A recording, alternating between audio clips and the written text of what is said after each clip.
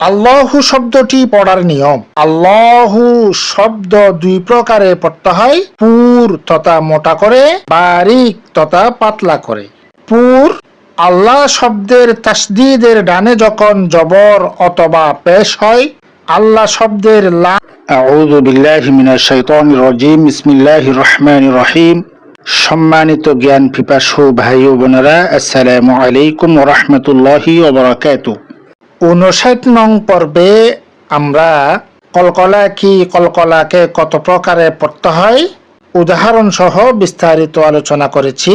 আজকে আমরা তাজবিদের আরো একটি গুরুত্বপূর্ণ নিয়ম, লফজ আল্লাহ অর্থাৎ আল্লাহু শব্দটি কখন কিভাবে পড়তে হবে সেটা বিস্তারিত আলোচনা করব ইনশাআল্লাহ। ওয়া মা তাওফীকি ইল্লা বিল্লাহ। আর দেরি না করে শুরু করা যাক। আল্লাহু শব্দটি পড়ার নিয়ম। আল্লাহু শব্দ দুই প্রকারে পড়তে হয়, পুর তথা মোটা করে, বারিক তথা পাতলা করে। পুর আল্লাহ শব্দের তাসদীদের ডানে যখন জবর অথবা পেশ হয়, আল্লাহ শব্দের লামকে তখন পুর অর্থাৎ মোটা করে পড়তে হয়। আমরা একটু লক্ষ্য করি, আল্লাহু শব্দের তাসদীদের ডানে জবর আসলো, আমাদেরকে আল্লাহ শব্দের লামকে মোটা করে পড়তে হবে, আল্লাহু আকবার।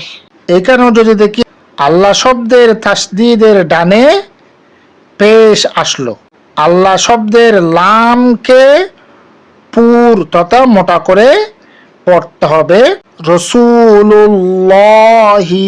এখানেও যদি দেখি আল্লাহু শব্দের তাসদীদের ডানে জবর আসলো, এজন্য আল্লাহ শব্দের লামকে পুর তথা মোটা করে পড়তে হবে, ওয়া মাল্লাহু। এখানেও যদি দেখি আল্লাহু শব্দের তাসদীদের ডানে পেশ আসলো, এজন্য আল্লাহু শব্দের লামকে পুর তথা মোটা করে পড়তে হবে, আস্তাগফিরুল্লাহ।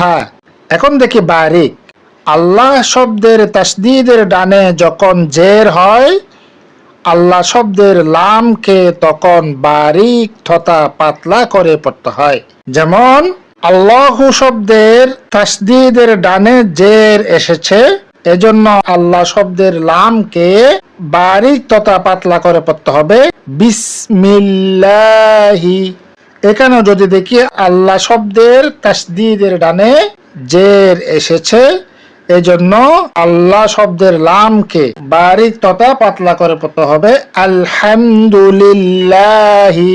এখানেও যদি দেখি আল্লাহ শব্দের লামের তাসদীদের ডানে জের এসেছে, এজন্য আল্লাহ শব্দের লামকে বারিক তথা চিকন করে পড়তে হবে, ইন্না লিল্লাহি।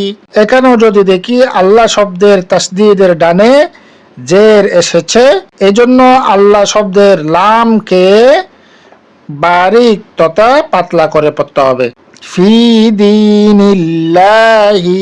আমরা যে জিনিসটা বুঝতে পারলাম সেটা হচ্ছে, আল্লাহ শব্দের তাসদীদের ডানে যদি জবর কিংবা পেশ হয়, তাহলে আল্লাহ শব্দের লামকে ল করে পড়তে হয়, মোটা করে পড়তে হয়, পুর করে পড়তে হয়। আর আল্লাহ শব্দের তাসদীদের ডানে যদি জের হয়, তাহলে আল্লাহ শব্দের লামকে লা করে তথা পাতলা করে পড়তে হয়। আশা করি আমরা বুঝতে পেরেছি। তারপরেও যদি কারো বুঝতে অসুবিধা হয় কমেন্টে জানাবেন, ইনশাআল্লাহ যথাসাধ্য চেষ্টা করব তা সুন্দর করে বুঝিয়ে দেওয়ার জন্য।